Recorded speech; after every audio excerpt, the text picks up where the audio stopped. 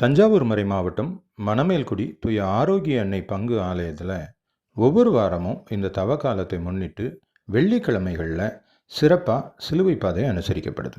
அந்த வகையில் இந்த வாரத்தில் அந்தோணியார்புரம் கிளை பங்குலேருந்து எல்லா இறை மக்களும் ரொம்பவே பக்தியோடு கலந்துக்கிட்டாங்க. இந்த சிலுவை பாதையை அவங்க வழிநடத்தினாங்க. அங்கே இருக்கக்கூடிய பனிமய மாதா ஆலயத்தில் இருந்து இறைமக்கள் திரளாக ஒன்று கூடி அங்கிருந்து சிலுவையை ஏந்திய வண்ணமும் சிலுவை பாதைகளில் உள்ள ஒவ்வொரு நிலைகளை தியானித்த வண்ணமும் ஜபங்களை ஜபித்த வண்ணமும் அப்படியே ஒரு பவனியாக வந்தாங்க. அவங்களுடைய பவனி அங்கே கிளம்பி உசிலாங்காடு, அப்படியே அதுக்கு அடுத்து இருக்கக்கூடிய பொத்தையன் குடியிருப்பு, அதற்கு அடுத்து சாலை மார்க்கம் வழியாக இந்த தேவாலயத்தை வந்து அடைஞ்சது. வர்ற வழியில் இருக்கக்கூடிய இறை மக்களுக்காக தங்களுடைய இறை வேண்டுதல்களை ஏறெடுத்தாங்க. சின்னவங்கள்லேருந்து பெரியவங்க வரைக்கும் ரொம்பவே பக்தியோடு கலந்துக்கிட்டாங்க. அந்த பவனி அப்படியே வந்து பங்கு ஆலயத்தை அடைஞ்சிது. இங்கே வைக்கப்பட்டிருந்த அந்த சிலுவை பாதை தலங்கள் ஒவ்வொரு நிலைகள்லையும் நின்று தத்ரூபமாக அந்த தலங்களுக்கு ஏற்றவாறு சிறுவர்கள் வேடமணிந்து வந்திருந்தாங்க. அந்த மாதிரியான வேடமணிந்து வந்தது மக்களுடைய பக்தியை இன்னும் அதிகப்படுத்துகிற மாதிரி இருந்தது. அதில் இருந்து சில காட்சிகளை இங்கே உங்களுக்காக வச்சிருக்கிறோம், பாருங்க. மனம் திரும்புவோம், வெற்றி காண்போம்.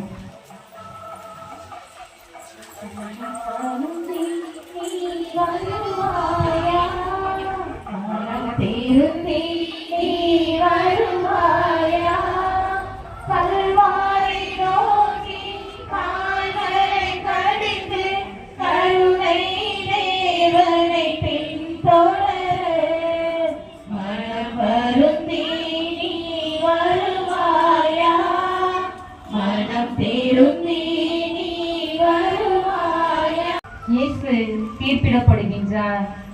உலகை படைத்து அனைத்தையும் நல்லதென கண்டவர் பொல்லாதவர் என தீர்ப்பிடப்படுகின்றார்.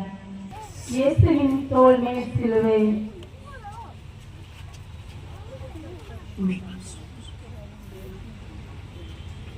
பாவத்தின் அடையாளமாம் சிலுவை இயேசுவின் தோள் மேல் சுமத்தப்படுகின்றது.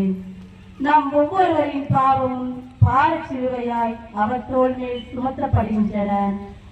தாம் குற்றமற்றவர் என்றாலும் மக்களின் மீட்பிற்காக தந்தையின் மீது கொண்ட அன்பிற்காக தன் விருப்பத்தை தியாகம் செய்கின்றார்.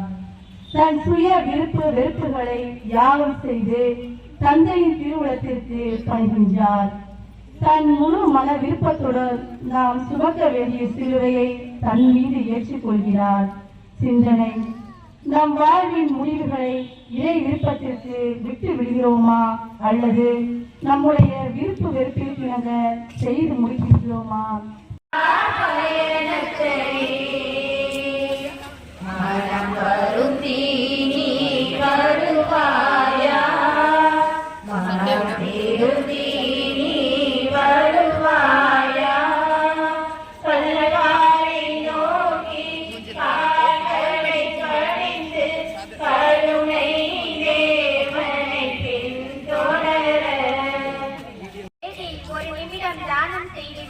கலைந்து போகலாம்.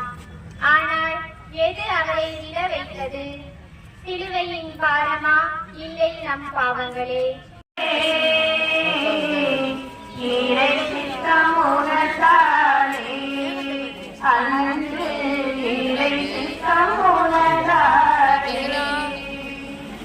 ஜபம். அன்பு இறைவா, சீமோனை போல பிறருக்கு எதையும் எதிர்பாராமல் உதவும் நல் உள்ளம் தாரும்.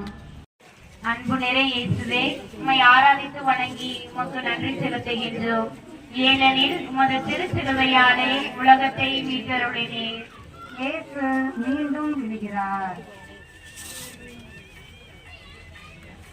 விழுவதெல்லாம் இயற்கைதான், அப்படிதான் இயேசுவும் விழுந்தார் என எளிதில் கடந்து செல்ல இயலாது.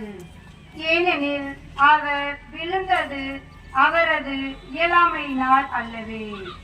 உயர் பதவியிலும் பொறுப்புகளிலும் அமர்ந்து கொண்டு நமக்கு கீழ் பணிபுரிபவர்களை மனித தன்மையின்றி குற்றம் சாட்டி முன்னேற விடாமல் தடுக்கிறோமே. அப்போதெல்லாம் இயேசு விழுகிறார். பணத்துக்கும் புகழுக்கும் பதவிக்கும் பெருமைக்கும் அடிபணிந்து அடிமையாக எழ முடியாது கிடக்கிறோமே. அப்போதெல்லாம் இயேசு கீழே விழுகிறார். நமது பொறுப்பற்ற தன்மையும் இரக்கமற்ற செயல்களுமே அவர் விழும் காரணம். இத்தனை கொடுமைகளும் கூட அவரது தியாக பயணத்தை தடுக்கவில்லை. எழுகிறார், மீண்டும் பயணத்தை தொடர்கிறார். சிந்தனை: கொடுக்கப்பட்ட பொறுப்புகளை கடமை உணர்வோடு செய்து பிறர் முன்னேற காரணமாயிருக்கிறோமா, அல்லது நம் சுயத்தை வளர்க்க இரக்கமற்று பிறரை அடிமைப்படுத்துகிறோமா? மண்ணில் சேர்ப்பது அழிந்திடும், பின்னில் சேர்ப்பது நிலைத்திடும். பற்றி வாழ்வதில் மனம் கொள்ளாது, பகிர்ந்து வாழ்வதில் மனம் நிறைவோம். ஜெபம்: எங்களுக்காக மீண்டும் எழுந்து உம் பயணம் தொடரும் இயேசுவே, எங்களது பொறுப்புகளை உணர்ந்து செயல்பட்டு எமக்கு கீழ் உள்ளவர்களை மனித தன்மையோடு நடத்த அருள்தாரும். எங்கள் மேல் இரக்கமாயிரும் இயேசுவே, இரக்கமாயிரும். இவர்கள் இயேசுவை விடுவிக்க தங்களால் செய்ய முடியாத நிலையை எண்ணி வருந்துகிறார்கள். இயேசுவின் பரிதாப நிலை கண்டு கண்ணீர் வடிக்கின்றார்கள். இவர்களால் தனக்கு எதுவும் செய்ய முடியாது என தெரிந்திருந்தும் இயேசு அவர்களோடு நின்று பேசுகிறார். தனது நேரத்தை அவர்களுக்காக செலவிடுகிறார். தம் தோளில் சிலுவையின் பாரத்தையும் பொருட்படுத்தாது அவர்களுக்காக தன் நேரத்தை தியாகம் செய்கிறார். அவர்களது எதிர்கால வாழ்விற்கு ஆலோசனை கூறுகிறார், கண்ணீர் துடைக்கிறார். நம்மை விட முதியோர் எளியோரின் நிலை கண்டு அவர்களது கவலை, கலக்கம், பயம் வாழ நம் நேரத்தை ஒதுக்கி அவர்களோடு விளையாடுகிறோமா, அல்லது அவர்களை உதாசீனப்படுத்தி செல்கிறோமா? அன்பு நிறை இயேசுவே, உம்மை ஆராதித்து வணங்கி உமக்கு நன்றி செலுத்துகின்றோம். ஏனெனில் உமது திருச்சிலுவையாலே உலகத்தை மீட்டருளினீர். மூன்றாம் முறை இயேசு விழுகிறார். திரும்ப திரும்ப இயேசு விழுகிறாரே, இவர் மீண்டும் விழுவதை தவிர்க்க என்ன செய்யலாம்?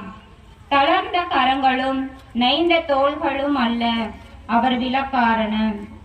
நாம் எழ மனமில்லாமல் மூழ்கி கிடக்கும் பாவங்கள் தான் காரணம். தவறு என தெரிந்திருக்கும் அவற்றை விளக்க மனமில்லாது அவற்றிலே இன்பம் கண்டு வீழ்ந்து கிடக்கும் நம் அடிமைத்தனம்தான் காரணம். பிறருடைய பொருட்கள், நட்பெயர், பிறர் தாரம் போன்றவற்றை விரும்பி முழு மனதோடு நாம் செய்யும் பாவங்கள் இயேசுவை மீண்டும் மீண்டும் விழ வைக்கின்றன. நம் பாவ அடிமைத்தனம் பரமனை எழவிடாது, தடுக்கின்றது. ஆயினும் இயேசு அவற்றையும் தகர்த்து எழுந்து தன் தியாக பயணம் தொடர்கிறார். சிந்தனை: நாம் செய்யும் பாவங்கள் நம் இறை மனித உறவில் விரிசல்களை கொண்டு வரும் என்பதை உணர்கிறோமா? இறைவனையும் நம்மையும் பிரித்து அவரது அன்பை உணராது பாவ நிலையிலேயே நம்மை விட்டுவிடும் என்பதை உணர்ந்து எழ முயற்சி செய்கிறோமா? அன்பு நிறை இயேசுவே, உம்மை ஆராதித்து வணங்கி உமக்கு நன்றி செலுத்துகின்றோம். ஏனெனில் உமது திருச்சிலுவையாலே உலகத்தை மீட்டருளினீர். இயேசுவின் ஆடைகள் அவிழ்க்கப்படுகின்றன. வண்ணமயமாக உலகை உடுத்தி அழகு பார்த்தவர் அலங்கோலமாக ஆடை அவிழ்க்கப்படுகிறார். பாவம் செய்த பின்னும் ஆதி பெற்றோர் தம் மாண்பை காக்க தோளால் உடுத்தியவர் நிர்வாணமாக்கப்படுகிறார். நம்மை மீட்க சிலுவையில் பலியாக, வெட்டப்படும் செம்மறியாக, தன் சுயமரியாதையை இழந்து தியாகம் செய்து அவமானப்பட்டு நிற்கிறார். பார்ப்பவரின் கண்களுக்கு ஏளன பொருளாகி வெளிக்காட்ட முடியாத துயர்நிலை அவமானத்தை உள்ளடக்கி கூனி குறுகி நிற்கிறார். தன் சுயமரியாதையை மாண்பை தியாகம் செய்து நம் மரியாதையை மாண்பை காக்கின்றார். அவர் இரத்தமே அவரது ஆடையாகிறது.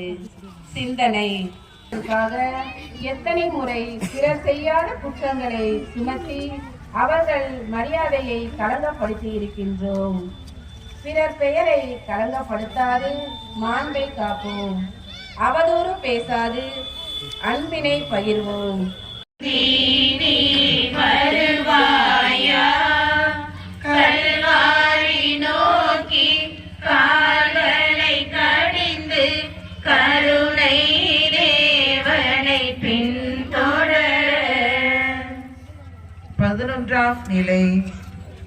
அன்பு நிறை இயேசுவே, உம்மை ஆராதித்து வணங்கி உமக்கு நன்றி செலுத்துகின்றோம். ஏனெனில் உமது திருச்சிலுவையாலே உலகத்தை மீட்டருளினீர்.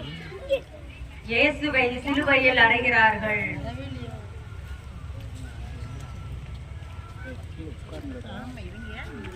இதுவரை தான் சுமந்த சிலுவை இனி தன்னை சுமக்க இயேசு தன் உடலை சிலுவையிடம் கையளிக்கிறார். ஆதி பெற்றோரின் பாவத்தினால் வீழ்ந்த மனுக்குலத்தை எழும்ப செய்ய தன் உடலை பலியாக தியாகமாக அர்ப்பணம் செய்கிறார். இரத்தத்தினால் மூடப்பட்ட அவரது உடல் பட்டதும் சிலுவையும் புனிதம் அடைகிறது. கோலமால் 3 ஆணிகளுக்குள் முடக்கி தன்னை கையளிக்கிறார். இறை திருவுளம் நிறைவேற்ற ஒப்புவிக்கிறார். சிந்தனை. இறைவனின் சாயலை தாங்கிய இவ்வுடலை இறைவனின் பணிக்கு பயன்படுத்துகின்றோமா அல்லது பாவ செயல்களுக்கும் உடல் இச்சைகளுக்கும் கையளித்து உடலின் மாண்பை கெடுக்கிறோமா? கூறிய ஆணிகள் பிணைக்க தன் உடலை கையளித்தார். மாண்பை பேண மாபரனை நாடுவோம். ஜெபம். உம் உடலை எமக்காக தியாகமாய் கையளித்த இயேசுவே, எமது உடலின் மாண்பை உணர்ந்தவர்களாக நல்ல நிறைவான செயல்களை மட்டும் செய்யும்படி எங்கள் உடலை பயன்படுத்த அருள் தாரும். எங்கள் மேல் இரக்கமாயிரும் இயேசுவே, இரக்கமாயிரும். எங்கள் மேல் வருவாயா கல்வாரி நோக்கி கால்களை கடிந்து கருணை தேவனை பின்தொடர.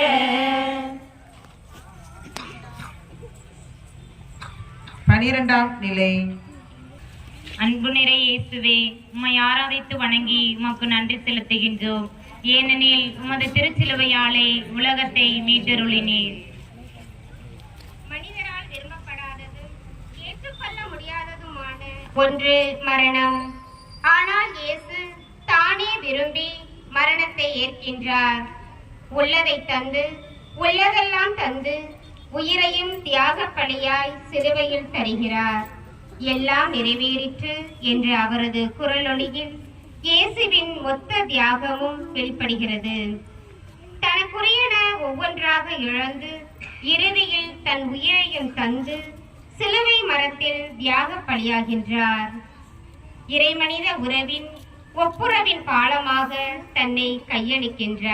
இத்தனை பாடுகளை பட்டாரே, அவருடைய தயாளமுள்ள திருக்கண்களை பார்த்து எங்கள் பாவங்களை பொறுத்தரலாம் சுவாமி, பொறுத்தரலாம்.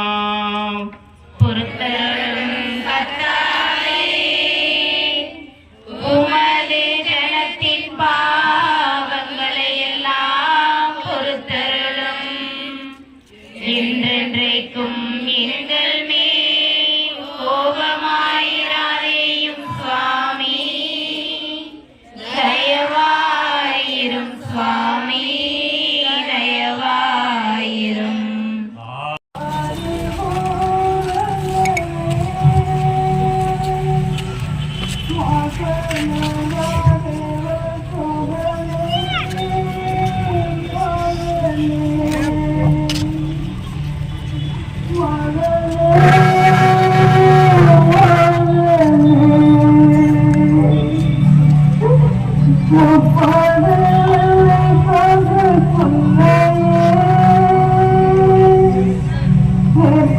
காந்தினா நல்லா இருக்குங்க.